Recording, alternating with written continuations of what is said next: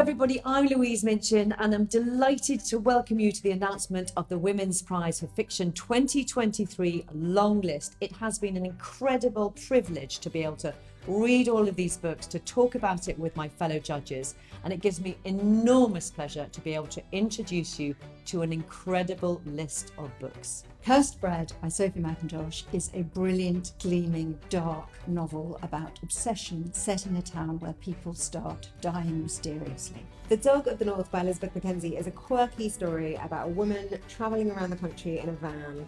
I found it incredibly funny, very moving, and it's a hoot.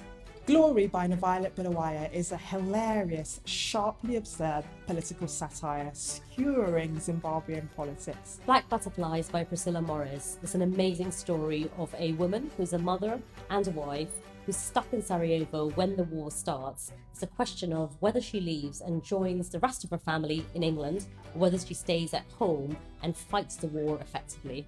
Fire Rush by Jacqueline Crooks. I love this story. It's a love story. It's about music. It's about passion. It's about your roots. It's told from the point of view of a young British black woman growing up in 1970s London.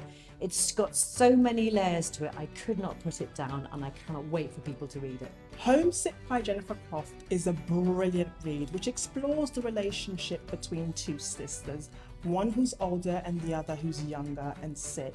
It's about how we interpret home and the ways in which we come to ourselves. Demon Copperhead by Barbara Kingsolver is a retelling of David Copperfield but set in Virginia. It's a story about a young boy that nobody wants, and yet he has this indomitable spirit. He keeps bombing up like a cork. I'm a Fan by Sheena Patel is a strange love story told from one person's perspective. It's about social media, it's about obsession, it's about where that can lead to. And that sounds dark, but sometimes it's really funny. I love the way it's totally immersive. Memphis by Tara M. Stringfellow is an incredibly moving story about a family going through incredible problems but coming together nonetheless. The Marriage Portrait by Maggie O'Farrell is a beautifully written story of a strong heroine, and it does touch on historical aspects, but the overall story is one of determination, fierceness, and I loved reading it. Pod by Laline Paul follows the story of a dolphin and her pod navigating the wondrous and often treacherous waters of the sea. Trespasses by Louise Kennedy is set during the Troubles, and it's a doomed love story told with absolute truth, conviction and beauty. The Bandit Queens by Perini Schroff is an awesome book. It's a roller coaster. It's taken me to places I never expect I would be reading about. The superstar is Geeta, and she is the heart of this community where she inspires other women to murder their husbands. Stoneblind by Natalie Haynes is a retelling of the story of Medusa, and it is very funny, it's very clever, and it breaks the fourth wall, which I loved.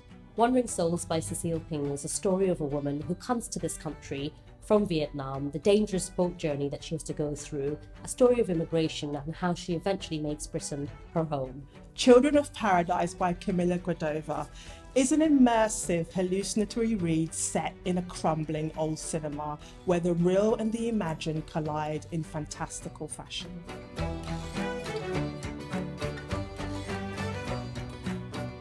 So there you have it, the Women's Prize for Fiction 2023 longlist. Go out there, enjoy those books, buy them, borrow them, talk about them, discuss them, but most of all, open the pages.